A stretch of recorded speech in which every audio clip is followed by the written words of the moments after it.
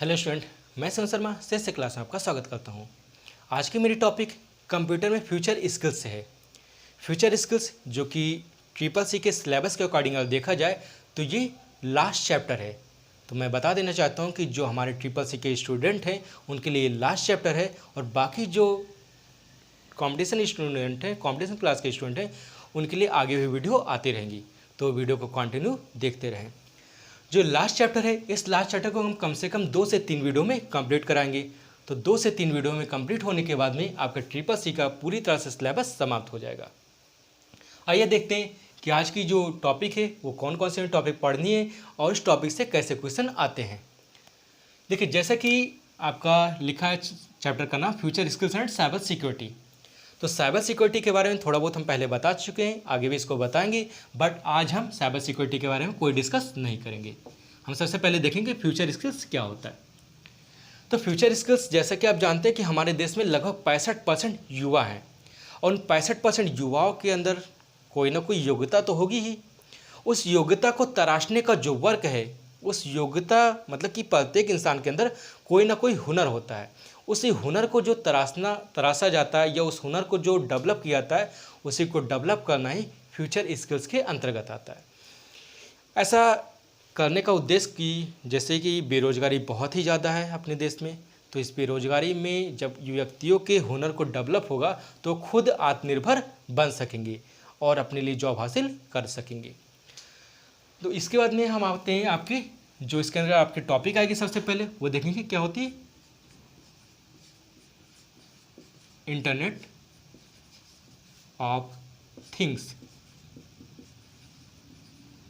देखिए, इसे हम पहले इरेज कर दें जो आपका आज टॉपिक नहीं पढ़ना है।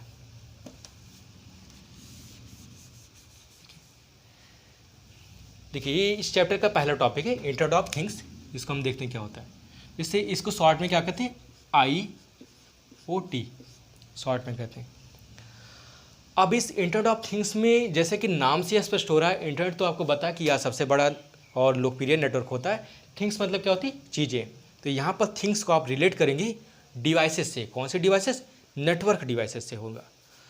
अब यहाँ पर जो इंटरनेट थिंग्स है, इंटरनेट थिंग्स में क्या कहते हैं कि इंटरनेट के माध्यम से कोई डिवाइस जोड़ी जाती है या जो भी डिवाइस जोड़ी जाती है जिसकी मदद से आप दूर बैठे कहीं से भी अपने डिवाइस को संचालित कर सकते हैं। एग्जाम्पल के लिए, जैसे कि मान लिया आपके घर में CCTV कैमरा लगा हुआ है। अब CCTV कैमरा लगा हुआ और आप कहीं दूर बैठे हैं, तो दूर बैठने के बाद में भी आप अपने घर के सब कुछ देख सकते हैं कि कैसा, मतलब जहाँ तक आपके कैमरे की नज़र है उस कैमरे के अंतर्गत जो कुछ भी आ रहा है वह आप दूर बैठे भी देख सकते हैं। तो मतलब कि आप अपने डिवाइस का मतलब अपने मोबाइल के माध्यम से अपने जहाँ पर आपका CCTV कैमरा लगा है वहाँ पर जो कुछ भी हो रहा है वह दूर बैठे भी आप देख सकते हैं, और वहाँ से आप उसको मतलब कि लॉक कर सकते हैं, या भी आपके जो भी उसके प्रोसेस होते हैं वहाँ से आप बैठकर उसको संचालित कर सकते हैं। दूसरा एग्जांपल, आप जैसे रिमोट के माध्यम से आपने क्या करते हैं, टीवी को ऑन करते हैं, टीवी को ऑफ करते हैं, कुछ भी चेंज करते हैं, वॉल्यूम को इंक्रीज और डिक्रीज करते हैं। तो जो आप दूर बैठे कुछ भी आप रिमोट के माध्यम से यहाँ से बैठे दूर जब कुछ वर्क कर देते हैं, कि मतलब आप एक डिवाइस से दूसरे डिवाइस को संचालित करते हैं और वो भी दूर बैठे ही कर सकते हैं, तो आपका इंटरनेट ऑफ थिंग्स के अंतर्गत आएगा। एग्जाम्पल अगर हम कुछ और भी देख लें कि इसके अंदर कौन कौन से एग्जाम्पल होते हैं, जैसे कि आपका स्मार्टफोन है जो कि आप इंटरनेट ऑफ थिंग्स के अंतर्गत आ जाते हैं। कोई दूसरा जैसे आपका रिमोट होता है वो भी आपका इसी के अंतर्गत आएगा। आपका जैसे आपका आरोग्य सेतु ऐप है, तो आरोग्य सेतु ऐप क्या करता है, ट्रैक करने का काम करता है। किसको, जो आपके कोरोना पेशेंट होते हैं उनको ट्रैक करने का काम करता है। तो जैसे हम ट्रैक करने का भी जो वर्क होता है उसको भी हम किससे करते हैं, ऐप से करते हैं। तो ऐप्स भी जो आपका हो जाएगा वह भी आपका इंटरनेट ऑफ थिंग्स के अंतर्गत आ जाएगा, क्योंकि इसमें वो सॉफ्टवेयर कंपोनेंट भी होंगे और हार्डवेयर कंपोनेंट भी आएंगे। अब इसमें हम देखते हैं कि आपका ये इंटरनेट ऑफ थिंग्स तो वे सभी डिवाइस हो जाएंगे इंटरनेट से, जो सभी डिवाइसेस जिसकी मदद से आप कहीं पर भी बैठे अपने डिवाइस को ट्रैक कर सकते हैं या अपने डिवाइस को संचालित कर सकते हैं। इसके बाद में इसमें हम दूसरा टॉपिक देखेंगे, मोर अबाउट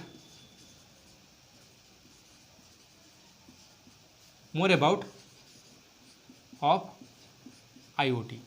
मतलब कि इंटरनेट ऑफ थिंग्स के बारे में कुछ अत्यधिक जानकारी चाहिए। अब एक्स्ट्रा जानकारी चाहिए तो सबसे पहले हम इसमें क्या देखेंगे कि इसके कंपोनेंट कौन कौन से होते हैं। तो देखिए कंपोनेंट तो मुख्य रूप से दो ही होते हैं, एक हार्डवेयर होते हैं, एक सॉफ्टवेयर होते हैं। कंप्यूटर के, क्योंकि हम कंप्यूटर पढ़ें तो कंप्यूटर में देखेंगे। अब अगर इसमें हम सबसे पहले देखें कंपोनेंट क्या होंगे। कंपोनेंट मतलब पार्ट कौन कौन से होते हैं। तो पार्ट इसमें कौन से हो जाएंगे, एक आपका हार्डवेयर हो जाएंगे, दूसरा सॉफ्टवेयर हो जाएंगे, और इसके बाद में आपका हो जाएंगे नेटवर्क डिवाइसेस।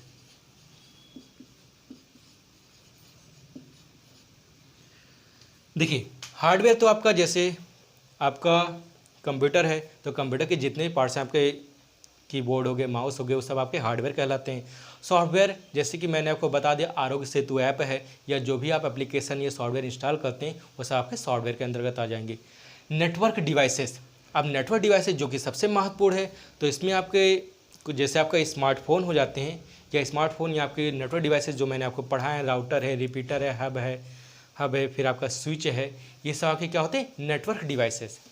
तो आपके जो इंटरनेट ऑफ थिंग्स में जो उसके कंपोनेंट यूज़ होते हैं, वो कंपोनेंट कौन कौन से होते हैं, हार्डवेयर होते हैं, सॉफ्टवेयर होते हैं, और नेटवर्क डिवाइसेस आ जाते हैं।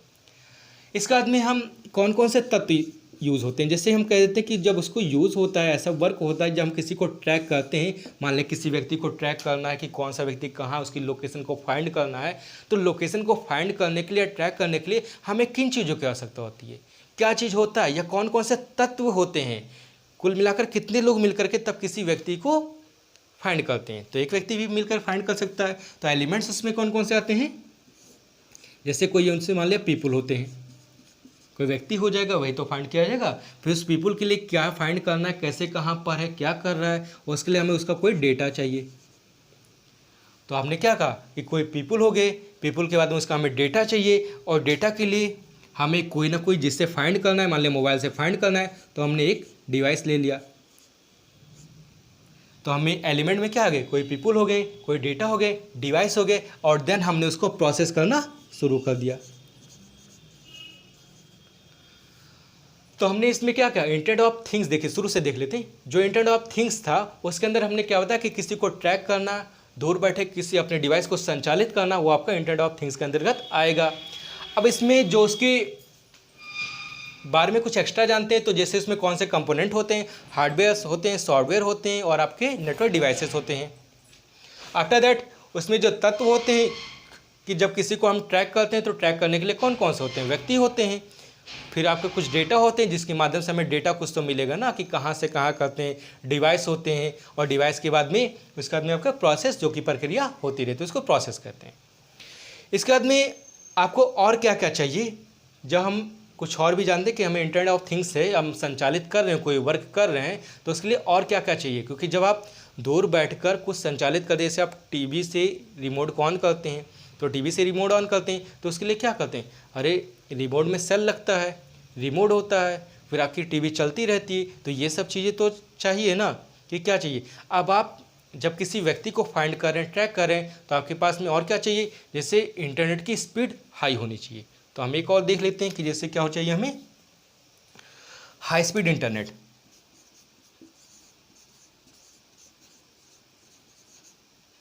हाई स्पीड इंटरनेट,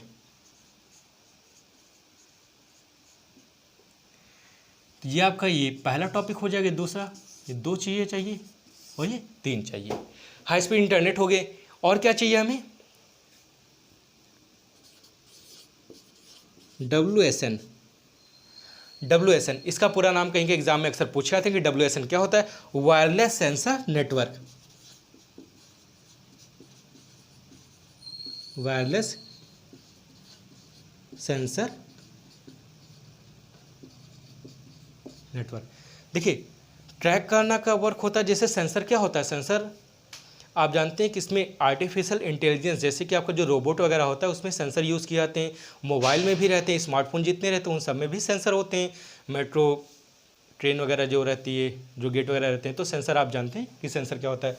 तो आपके WSN जो कि इसका पूरा नाम बार बार पूछे जाते हैं, वायरलेस सेंसर नेटवर्क होते हैं। और क्या चाहिए इसके बाद में, कुछ और जब वर्क करते हैं, जो इतने सारे वर्क होते हैं, तो इस वर्क को करने के लिए किसी ना किसी प्रोटोकॉल की ज़रूरत पड़ती होगी। तो कौन सा प्रोटोकॉल वर्क करता है। ये क्वेश्चन अक्सर एग्जाम में पूछे आते हैं ट्रिपल सी में, तो ये आप नोट किए हो तो ठीक है, नोट कर लीजिए।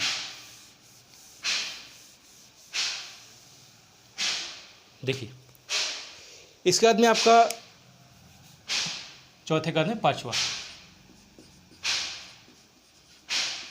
प्रोटोकॉल होते हैं। प्रोटोकॉल का कौन सा यूज होते हैं, जैसे जिगबी एक प्रोटोकॉल होता है,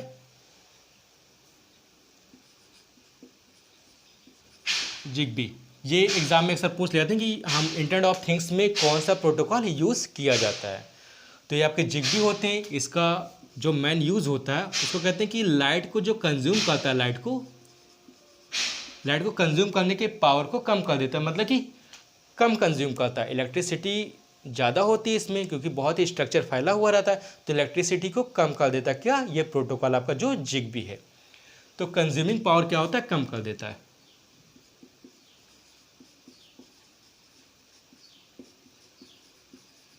कंज्यूमिंग पावर लेस कर देता है। ये आपका प्रोटोकॉल होता है। तो हमने इसमें क्या देखा, फिर से रिवीजन कर लेते हैं कि जो आपका इंटरनेट ऑफ थिंग्स था, उस इंटरनेट ऑफ थिंग्स के अंतर्गत क्या कर रहे थे, जैसे आपके डिवाइसेस रहते हैं, जिस डिवाइसेस को आप इंटरनेट से जोड़ते हैं और इसके माध्यम से आप अपने अन्य डिवाइसेस को संचालित कर सकते हैं।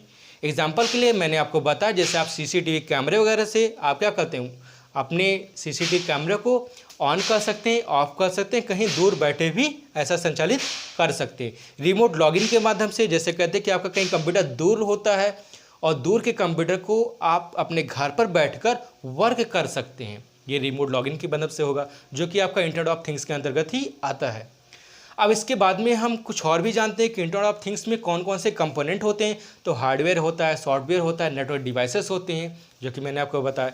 फिर एलिमेंट क्या होते हैं, एलिमेंट में आपके जैसे कोई व्यक्ति हो जाएंगे, जो आपका व्यक्ति होते हैं, पर्सन हो गए। प्रोसेस होता है, इसके अंतर्गत डेटा होते हैं, और डेटा के बाद में जैसे मैंने आपको बताया पीपल हो गए, डिवाइसेस हो गए, डेटा हो गए, प्रोसेस हो गया, और एक आपका डिवाइसेस हो जाते हैं। तो ये आपके किस में आ जाएंगे, एलिमेंट में आ जाएंगे। एलिमेंट को देखने के बाद में फिर जैसे इतना वर्क करते हैं, तो हमें जैसे इंटरनेट का वर्क है तो एक हाई स्पीड इंटरनेट चाहिए। अब ऐसा नहीं कि 2 GB हो जाए, बस सर्फिंग किया करे, गोल गोल घुमा करे, तो स्लो डेटा नहीं होना चाहिए। क्या होना चाहिए, एक हाई स्पीड डेटा होना चाहिए। हाई स्पीड डेटा के बाद में फिर जैसे अदर टाइप्स के जो जैसे हमारे वर्क पर ही डिपेंड करता है, जो चौथा हमने लिखा ये वाला, ये वायरलेस सेंसर नेटवर्क, तो ये सभी में ज़रूरी नहीं होता, ये कुछ जगहों पर ज़रूरी रहता है। तो जहाँ पर ज़रूरी रहता है वहाँ पर आपका सेंसर भी वर्क करेगा। इसके बाद में जो सबसे ज़्यादा ज़रूरी होता है प्रोटोकॉल, कि प्रोटोकॉल होता है क्योंकि ये सारे वर्क होते हैं तो किसी ना किसी प्रोटोकॉल के अंतर्गत ही तो होते हैं। तो कौन सा प्रोटोकॉल होता है, जिगबी होता है, जिसका मेन वर्क होता है कि लाइट के कंज्यूमिंग को कम कर देता है। अब आते हैं, अगर ये इंटरनेट ऑफ थिंग्स होते हैं या ऐसे वर्क होते हैं तो इसमें कुछ ना कुछ रिस्क भी तो होगा। ऐसे कर देते हैं कि हम दूर बैठे जो अपने कंप्यूटर को ऑन ऑफ करते हैं, दूर बैठे हम क्या करते हैं कि सीसीटीवी कैमरे को ऑन ऑफ करते हैं, तो सीसीटीवी कैमरा कोई अब कैमरा ही निकाल ले जाए, तो ये सारे रिस्क होते हैं। तो कौन कौन से रिस्क होते हैं और इनसे हम कैसे बचते हैं, आइए देखते हैं इसको।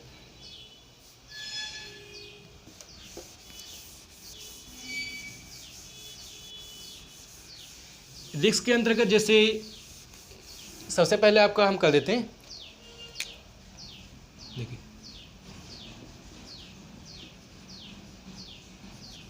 रिस्क एंड, तो रिस्क के बाद में आपका क्या रहेगा, चैलेंज रहेगा, मतलब चुनौतियाँ। कौन कौन सी चुनौतियाँ रहती हैं इसको देख लेते हैं। प्राइवेसी, प्राइवेसी मतलब गोपनीयता आपको बनानी रहती है, क्योंकि इसमें साइबर क्राइम होने के वर्क ज़्यादा होते हैं। जो आप दूर बैठा अपना कुछ वर्क कर रहे हैं तो वहाँ पर आपको गोपनीयता ऐसी बनानी रहती है कि अगर कोई दूसरा व्यक्ति आ जाए, कोई अनजान यूज़र करता आ जाए, तो वहाँ पर सेंसर लगे होने चाहिए जो कि उसको ट्रैक कर सके और पता कर सके कि हाँ कोई दूसरा यूज़र करता तो नहीं है। तो आपको गोपनीयता इसमें बनानी पड़ती है, ये इसमें एक रिस्क होता है एक प्रकार की। दूसरी कह देते हैं सिक्योरिटी, जो कि हमें पासवर्ड वगैरह के माध्यम से अपने आप को सिक्योर करना पड़ता है। फिर कहते हैं एक्स्ट्रा लाइट, जैसे एक्स्ट्रा इलेक्ट्रिसिटी,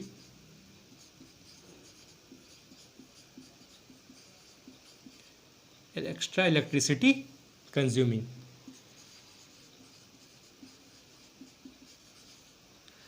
तो लाइट की जो एक्स्ट्रा होती है वहाँ पर कंज्यूम होती, और एक होता है नेटवर्क कॉलिजन।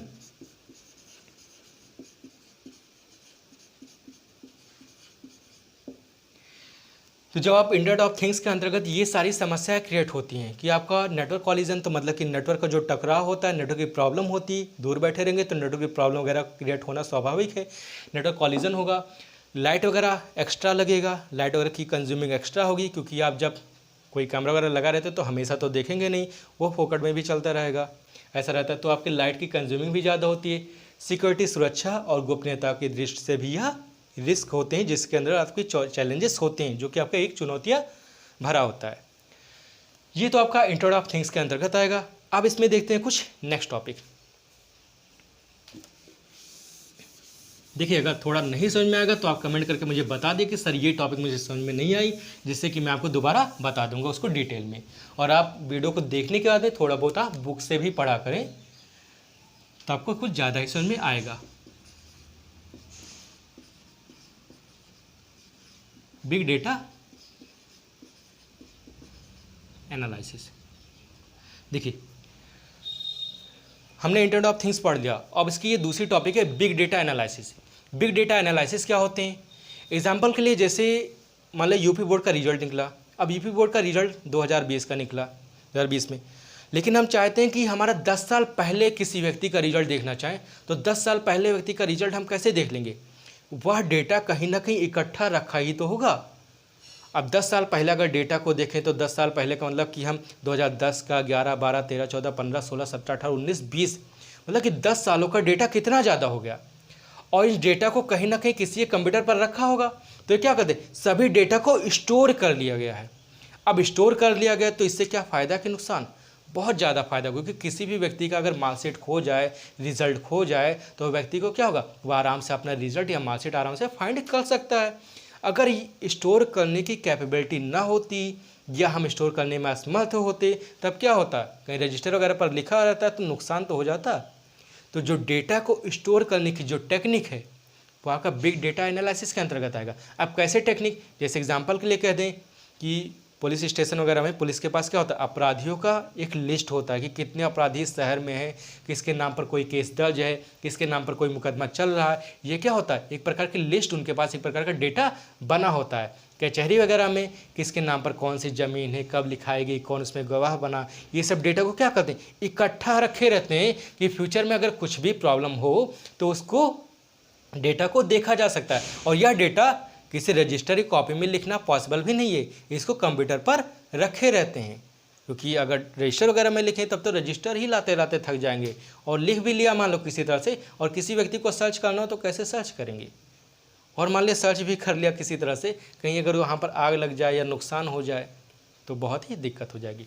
तो हमारे बिग डेटा एनालिसिस का मतलब होता है कि इसमें डेटा को एक बड़े स्तर से स्टोर करते हैं, उसका प्रोसेस करते हैं और सही तरीके से उसको मैनेज करते हैं।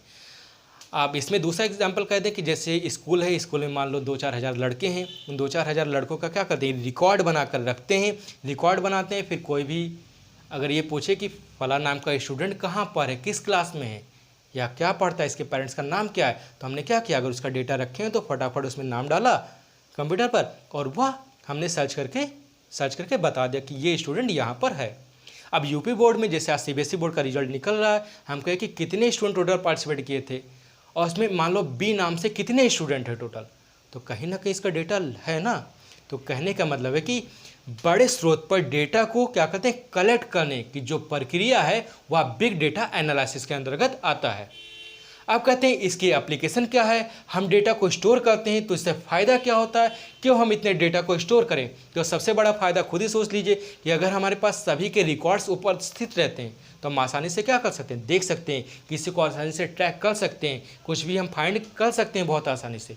अगर हमें पास डेटा ही ना रहे, मान लो किसी का खेत है, अब किसी का खेत है तो हमारे पास कुछ प्रूफ तो है, कानून में कुछ रखा तो होगा कोई कागज कि ये खेत किसका है, ये खेत आपका है किसी और का है।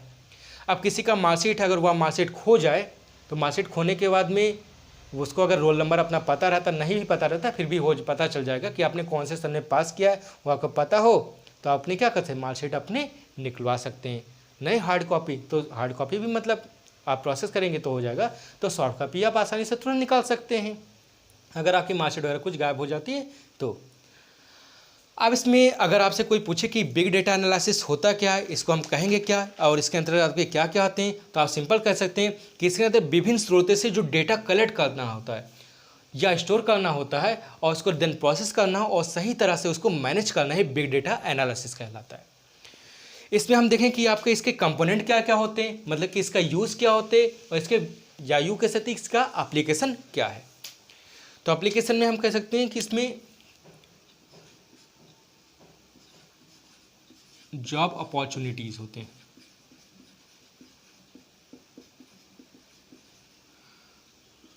मतलब कि हमें जॉब मिलने के जो चांसेस होते हैं, या जॉब कह सकते हैं कि जॉब अपॉर्चुनिटीज़ नहीं बल्कि जॉब मार्केट कह दीजिए इसको,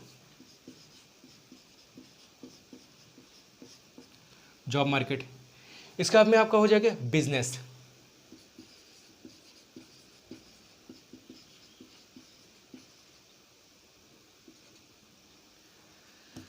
बिजनेस। और भी हम कह सकते हैं कि इसको डेटा को जो कलेक्ट करते हैं उसका यूज़ क्या हो जाते हैं,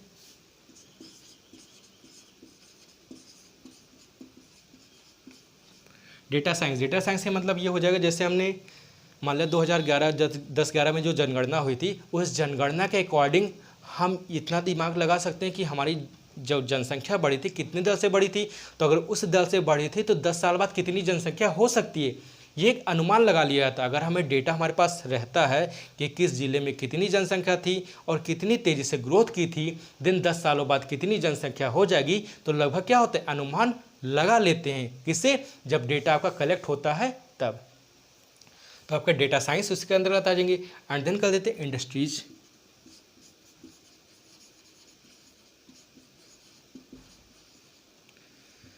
कोई उद्योग वगैरह में डेटा को कलेक्ट कर लेते हैं कि डेटा को कलेक्ट करने कितने कर्मचारी थे। अब जैसे कर्मचारी का मतलब होगा कि मान लो कोई कंपनी है, कंपनी में क्या करते हैं, पहले 100 व्यक्ति काम करते हैं, फिर 1000 काम करते हैं, देन 10,000 व्यक्ति काम करते हैं। तो 10,000 व्यक्ति का क्या करेंगे आप, ऐसा तो है नहीं कि एक कॉपी पर लिखेंगे या रजिस्टर पर लिखेंगे, उन सभी के डेटा को एक डिजिटल प्लेटफॉर्म में लिख लेंगे जिससे कि किसी व्यक्ति को सर्च करना आसान हो जाएगा। ये तो आपका हो जाएगा कि उसके अंदर कौन कौन से आपके इंपॉर्टेंस होते हैं कि क्या क्या आपका इसका यूज़ होते हैं, कैसे करते हैं। इसमें एक एग्जांपल और कर सकते हैं, जैसे कि आप सोशल मीडिया जो यूज़ करते हैं, कहने का मतलब जैसे आप फेसबुक यूज़ करते हैं, व्हाट्सएप यूज़ करते हैं, तो फेसबुक और व्हाट्सएप पर क्या करते हैं, कोई भी आप चैटिंग करते हैं, कोई भी पोस्ट करते हैं, तो पोस्ट और चैटिंग के क्या होती है, एक पूरा रिकॉर्ड बना रहता है। क्योंकि आप कोई भी वर्क करते हैं जो कंप्यूटर पर, इंटरनेट पर, तो सबका एक ब्लूप्रिंट बना हुआ रहता है कि कार्बन कॉपी बनी रहती है कि आपने क्या क्या वर्क किया, और इन सभी रिकॉर्ड्स को स्टोर किया रहता है कंप्यूटर। तो ये भी आपका बिग डेटा एनालिसिस के अंतर्गत आता है। इसके बाद में जो सबसे इंपॉर्टेंट टॉपिक है वो हम देखते हैं, आप क्या बचिए।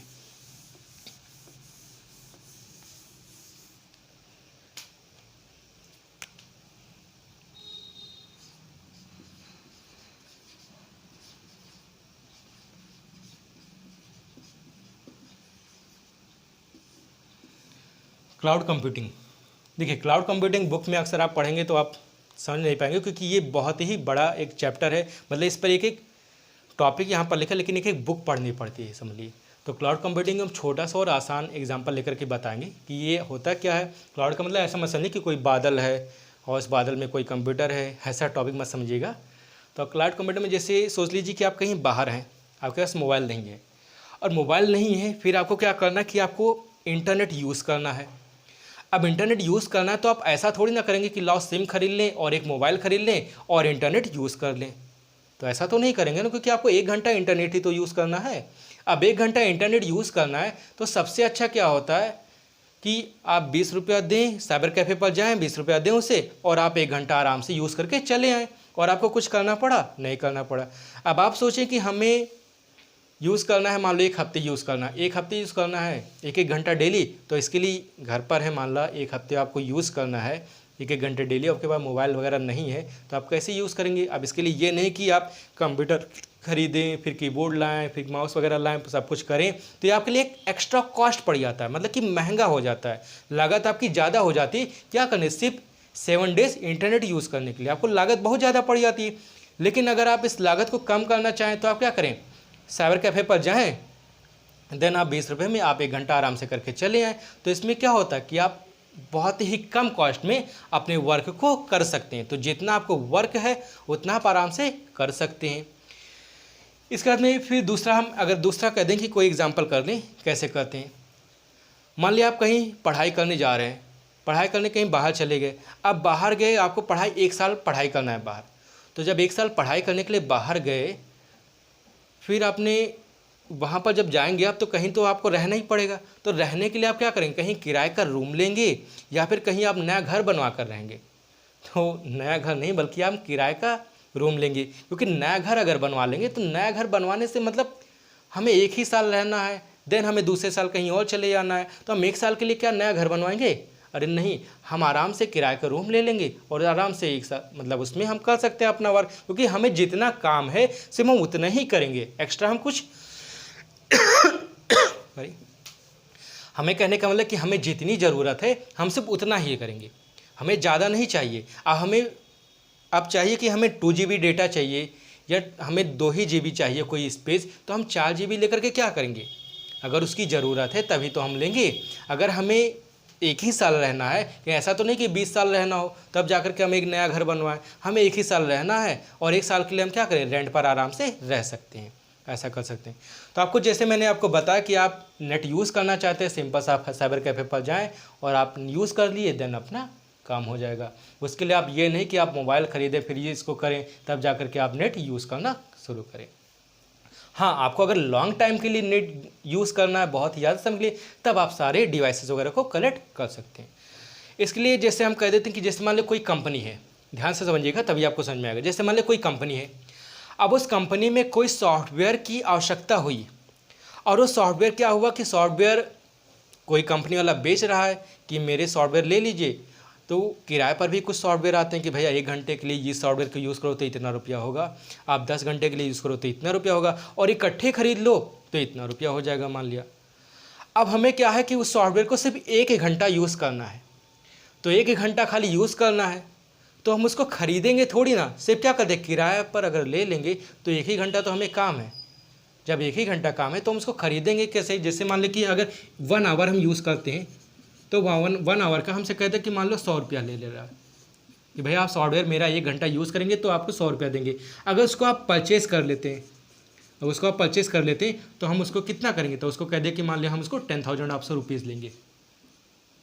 तो हम कहते हैं कि हम उसको खरीदेंगे, क्या करने खरीदना ज़रूरी है हमें कि इसको आराम से 1 घंटा हम उसको रेंट पर ले लेंगे। तो हम जैसे कोई चीज़ क्या करते हैं कि हमने रेंट पर ले लिया और रेंट में हमारा काम 100 रुपये में हो गया, तो हम यहाँ पर 10,000 क्या करने के लिए खर्च करेंगे? तो जब हमारा जितनी ज़रूरत होती है उतने ही अगर हम यूज़ करते हैं तो आपका क्लाउड कंप्यूटिंग के अंतर्गत आता है। अब इसमें क्लाउड कंप्यूटर में जैसे आप इसका डेफिनेशन देख सकते हैं कि यह एक प्रकार का क्या होता है, सर्वर होता है, ऐसा मान लीजिए एक बार सर्वर होता है। अब सर्वर करता क्या वर्क है, यहाँ पर समझिए। सर्वर पर हमारे से सारे डेटा अपलोड होते हैं, तो क्लाउड कंप्यूटिंग में भी सारे डेटा अपलोड करते हैं। लेकिन सर्वर और क्लाउड कंप्यूटिंग में डिफरेंस इतना होता है कि सर्वर सिर्फ डेटा को रिसीव करता है, मतलब वो ऑलवेज रिसीवर होता है, और then response provide to the client, और देन वो क्लाइंट को रेस्पॉन्स प्रोवाइड करता है। तो जो सर्वर होता है वो सिर्फ डेटा को रिसीव करता है, और यहाँ क्लाउड कंप्यूटिंग जो होगा वो डेटा को रिसीव भी करेगा, डेटा को मैनेज भी करेगा और उसको क्रम वाइज प्रस्तुत करने का भी वर्क करेगा। तो अगर कोई पूछे कि क्लाउड कंप्यूटिंग क्या है, तो क्लाउड कंप्यूटिंग एक प्रकार का सर्वर टाइप का होता है जो कि हमारे डेटा को स्टोर करता है, उसको परफॉर्म करता है, उसको मैनेज करता है और उसको एक क्रम वाइज प्रस्तुत करने का या कहते हैं उसको प्रेजेंट करने का, डेटा को प्रेजेंट करने का वर्क भी करता है। तो क्या करता है, स्टोर करता है, उसको प्रेजेंट करता है, उसको हमें मतलब सारे डेटा को क्रम वाइज स्ट्रक्चर्ड वाइज रखता है, स्टोर रखता है। ये सारी चीज़ें किसके, क्लाउड कंप्यूटिंग के अंतर्गत आता है। इसमें कहते हैं कि हमारा अब क्लाउड कंप्यूटिंग होता है जो कितने प्रकार के होते हैं या कैसे कैसे होते हैं, तो वो आपके 3 प्रकार के होते हैं, टाइप्स ऑफ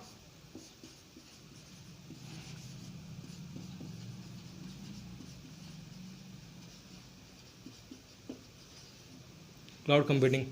कितने होते, पब्लिक,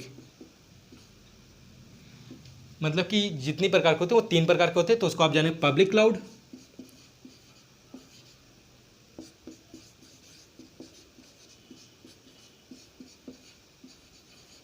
प्राइवेट क्लाउड,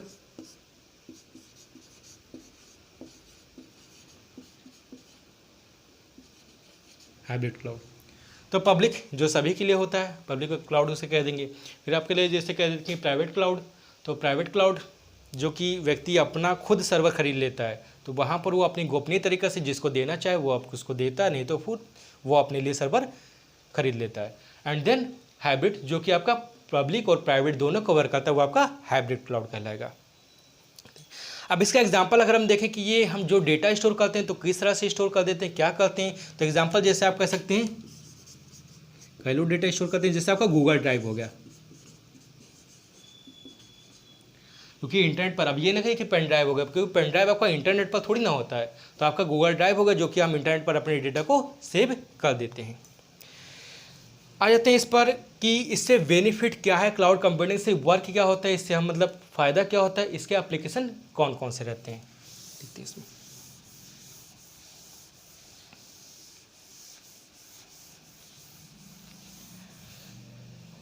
इसमें कहते हैं application of cloud computing.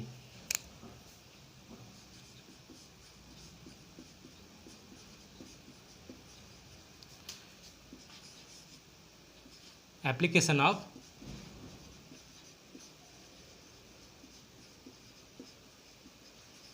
Cloud computing. देखिए सबसे पहला हो जाएगा कि डेटा का बैकअप कर लेते हैं। बैकअप मतलब कहीं भी डेटा को हम रख सकते हैं और इसको हम क्या कर सकते हैं, रिकवर कर सकते हैं। डेटा को बैकअप कर सकते हैं, रिकवर कर सकते हैं और इंस्टेंट सॉफ्टवेयर अपडेट, सॉफ्टवेयर को हम क्या कर सकते हैं, तुरंत अपडेट कर सकते हैं। इसके साथ में कर सकते हैं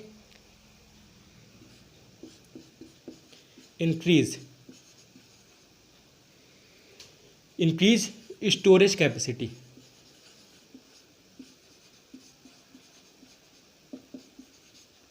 स्टोरेज कैपेसिटी हो जाएंगे। एंड देन आगे कर सकते हैं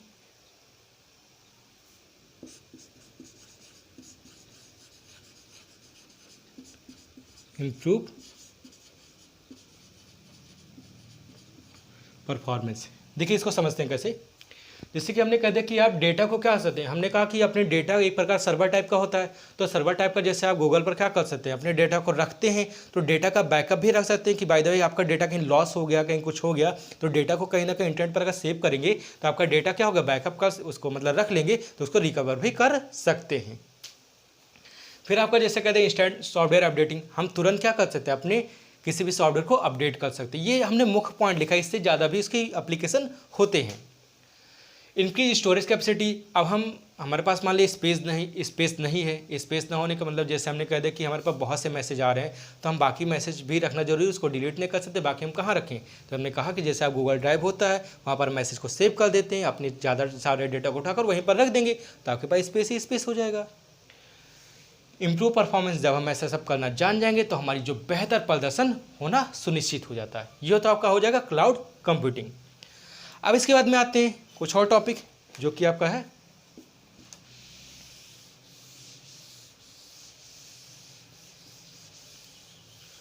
आर्टिफिशियल इंटेलिजेंस, AI।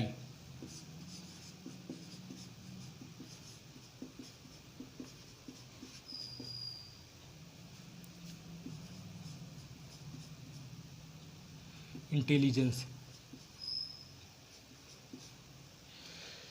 इसमें हम आर्टिफिशियल इंटेलिजेंस करेंगे, सॉरी यहाँ पर एक स्पेलिंग गलत होगी,